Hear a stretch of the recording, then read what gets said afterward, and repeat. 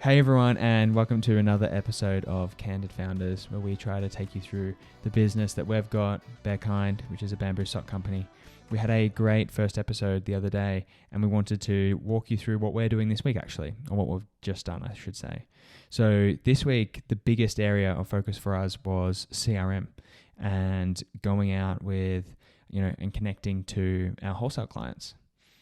Yeah, because we've more in the past focused on CRM, I guess, from a D2C point of view. So we're with Klaviyo on our email marketing, and we've been solidly doing that for the last 2.5 years. And we've only recently started looking at having our own CRM on the B2B side of it. And if you listened to our previous episode, you'll have learned that we're really trying to push wholesale for the business this year. So having our own CRM is really crucial for this. Yeah, absolutely. And I think it's about scaling us from kind of one person doing this by themselves to, one person doing it and then being reviewed. And then now a few people are going to be doing it, outreaching to customers. We've got servicing requirements. We've got acquisition requirements, and it's going to be a bit more complex, and hence why we've had to start to look at that. But before we do that, it's probably worth us going through and talking about like what we started on, and how you started, I guess, Lucy, with reaching out to customers in wholesale. Yeah, absolutely. Because I don't think it has to be as complex as this until it gets to that point. Like, I started really simply. So I think for anyone out there who's looking to jump into wholesale, you can do it really simply from the start. I just have my normal email address. So just my Lucy Jeffrey Bearkind email address. And I would just find emails and I'd pop one out. And I think I tracked it using Google Sheets or Excel or something. So I definitely recommend, if you're doing any kind of customer contact, you have a way of tracking it, even if it's just popping it into Excel. Did that for a long time, maybe 1.5 years. I did have one other person in the team who would help me out, but again, we were tracking it, so we knew what was going on. But it wasn't until we started moving on to these marketplaces such as Faire, where they have their own in-house CRM tool, that we started using, and we were realizing kind of the power of having more segmentation within the tool and better tracking and understanding like who's got stuff in their basket, who's opened an email, when did they last order, that kind of thing, which I was really lacking before. And now we've got through the marketplace. And you've been using that as well. How have you found it? Yeah, well, I remember when we transitioned from the tool, or the Excel sheet that you had set up, it was like all sheets. They start out really good, but then when you get kind of 1,000 lines together, before you know it, it's a bit messy, and you're tracking everything, and in the end you end up tracking not much, which is a pity because it worked so well. But we got to those kind of first 1,000 emails in probably the best way to do it, which is just via a sheet. And then, when we got onto Faire, it really did up the game. We were able to, like you mentioned, do all that tracking beforehand, but also to start to automate some of the tasks around creating, okay, let's upload these lists of customers that we've gotten, we've painstakingly reached out to manually. Let's reach out to them on an automated basis. Let's start speaking to them, not just on like a one-off email, but let's try and do 2, 3, 4 acquisition flow emails where a customer can come to us and, maybe they don't see us in the first email, maybe they don't see us in the second email, the third, or even 52 emails later, a year later, until they're ready for us. And we're able to track everything through Faire CRM tool. So there's so many customers where we started speaking to them at the start of last year, and they're only just now starting to convert, which is mad. And I'd have definitely dropped off. Like, when I was doing the emails myself, there's no way I'd have continued emailing all those customers, because you're so it's so much more personal when you're doing it out of your own inbox. And if you're not getting replies, you're much less likely to keep pestering them, or I am anyway. But when it's through, it feels less personal when it's just through a system and you're just going through the sales process, and you're sending out a monthly newsletter. Like, it doesn't matter so much if you've got someone, as you say, who's just ignoring us that whole time, then suddenly they purchase out of the blue. So it is valuable to keep going. But I really just don't think I'd have done that if it was the old system. I wouldn't have kept pestering them. No. And that's just so unnatural. One of the things I think is really helpful to see is also like, what does the funnel look like in Faire? So we would invite 1,000 customers to look at our email, via an email, and then we'd only have a couple of, a handful click, but those handful that do click, we're converting at like a 20% conversion rate. So that's an amazing amount, but really feels like, if you've not got many people opening your emails, then you've got only a couple of people ordering your emails. And if you're doing all of that manually, that's just soul destroying. And we just removed it. And now suddenly it went from being something that sucked energy to being something that actually gave like a decent amount of energy. Like I loved making those kind of email flows that we had for customers. And they generate sales and it's free to use. So I guess the next step is we've gone from using Faire's free tool and it does a good job, but we're moving to a paid tool. Why would we do that? Yeah, so it's been great to use Faire's kind of, I would say it's a beginner tool. Like Faire's core business is a wholesale marketplace, which connects retailers and brands, and they do that really well. But they add the CRM tool as like a nice bonus add-on for a small business to come in and use it. And we've really outgrown it now. So I think we're at the point where we have to kind of take on our own ownership of customers. We're on, Creo8, Abound, P-Bar, Faire, Ankorstore. We've got our own manual sales that we do online. And every one of those, we do need to communicate in different ways.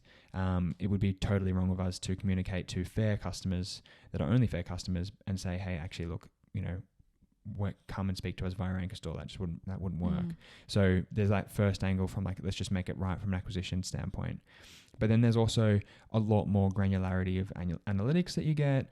You get much more powerful tools. And so we went out actually and looked for really everything in the market that we could use, everything from Sales Handy and, Salesforce. And it was really clear to us that Hubspot was the best tool that would enable us to do it relatively cheaply. They've got a free tool, a beginner tool, like a starter tool, and then a professional, and that costs £0, £45 or £450.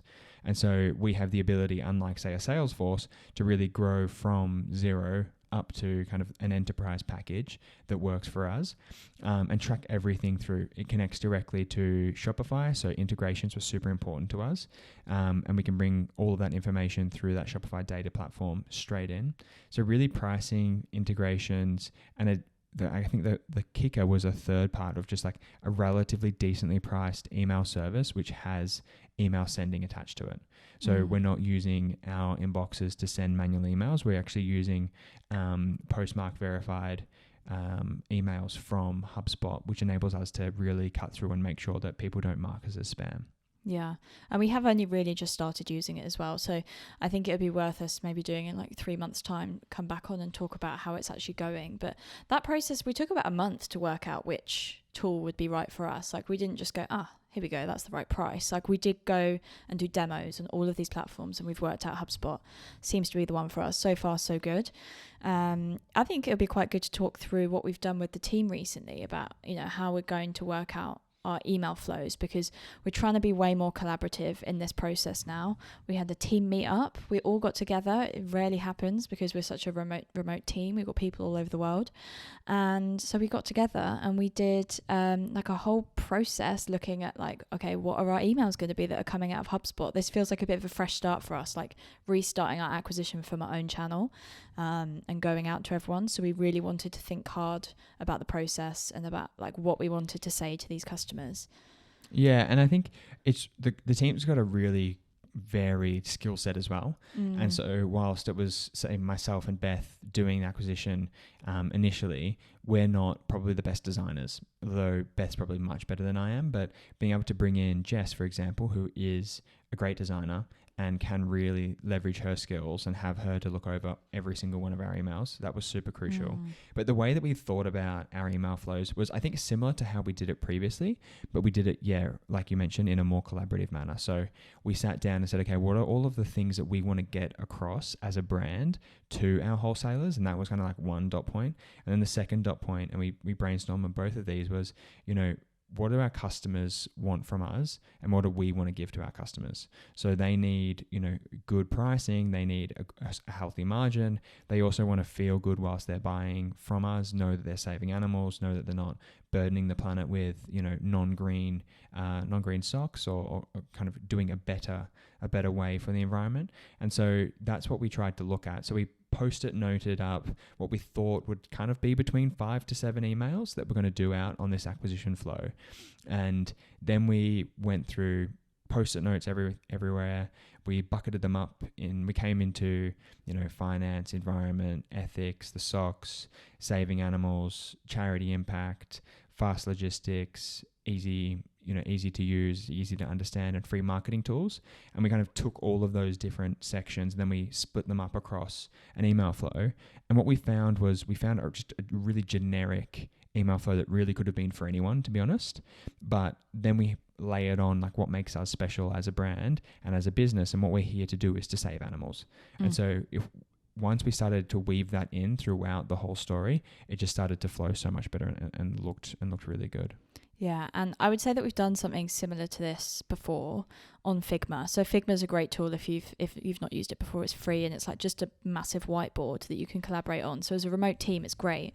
But the power of doing it just in person on Post-it notes, and you just stick it on a table in front of you.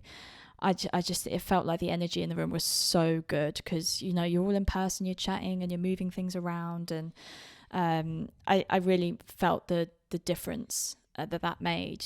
I mean, how long do you think we spent that last session when we just had those Post-it notes? How long did that take us? It was about an hour. Or was it as much as an hour? It felt like so much shorter. That's how much fun I was having. It was really good.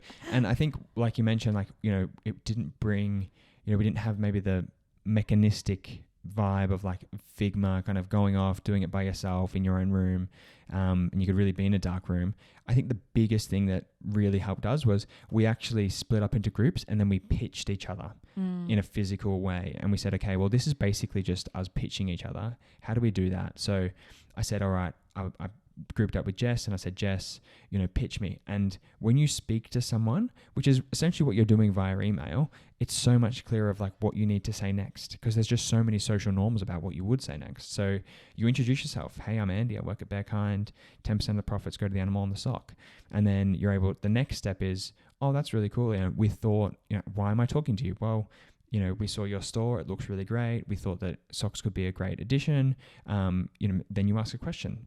How are you selling at the moment? Where do you sell? And it's a more natural conversation. So making your emails into a conversation flow, I thought was really important as well. Yeah, we found the same when I paired up with Beth and we started talking and realised that if you're speaking to someone in person, you wouldn't jump in and go like, "Hi, here are my socks. 1 to 2 days lead time." Like, it just £300 off. Okay, scammer. Yeah. So I think what I'm most excited to do, because we've built out this flow, and the beauty of it is we'll probably go out to, I mean, I've generated a load of leads that we're ready to test. So we'll go out to them with this flow. And in HubSpot, what's cool is you can see where people have engaged with the emails and where they've clicked in the email. So we'll start getting a good feel for how engaging these emails are. Like if we put our pricing in the email or like a link to our pricing, how many people actually click on that, and start working out like what do they actually want to hear about? Because that's something we were lacking in Faire. An email, we could see open rates, we could see click rates, but we couldn't see anything past that.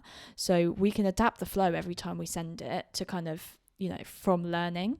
So I'd say that's what I'm most excited to do, is like test. We've got a hunch of what's going to work, but you don't know until you've sent the email how it's going to go. Yeah, absolutely. And I mean, the first email we sent out was to existing clients. So, a couple hundred that have shared their email with us. And I think we had like 1 or 2 unsubscribes, which really actually hurt me a bit. Of our own customers. Our own customers. But they actually were some of the customers who do purchase from us the most. And so they just don't want emails. They just don't want emails. And that's fine with them. But even though this was just like a monthly newsletter. So I thought all in all, I think really good to kind of see that progression. First step from Lucy's inbox, second step from a shared inbox, third step using a tool that was kind of free through Faire, and then fourth step, now we've got our own platform that is really strong and I think could probably grow with us for the next couple of years. I hope so, yeah. Yeah, it'd be really good. I'm excited for it. Is there anything else you'd say? Yeah, absolutely. Well, it's been a bit of a slog, hasn't it? There's been a lot going into it. A lot of team hours. Is there anything else you'd say on HubSpot? No, their help has been awesome as well. Like just being able to have someone, like probably like the things you need to think about is like, is this going to integrate with my platform? Are the emails going to actually deliver to customers? Am I going to be able to speak to someone who can get me the answer for what I want to do straight away? And HubSpot was yes. It's so much better than all the other platforms. Yeah, and they have so much help out there. Like there's a YouTube channel after YouTube channel that have like HubSpot specialists. Like people have built their careers around this platform. I think it was recommended to us by a friend a while back, wasn't it? So we kind of knew that it it would be a good option for us. So I'm quite glad we've landed on it. But I think we've got some email testing to do then, and I guess we'll have to let you guys know how it goes. Hopefully we'll come back on another HubSpot episode and be like, we've made millions from that one email flow. Yeah. This is how you make $500 million from one email. From one email. Brilliant. We can hope. Yeah. Anyway, guys, thanks for listening. This was a bit of a different one, a bit of a shorter episode, but I just hope if there's anyone out there that's looking into getting into B2B sales and changing up their CRM, that it's just useful to hear someone that is going through the process at the moment. Yeah, absolutely. Thanks, everyone. See you next week. Bye.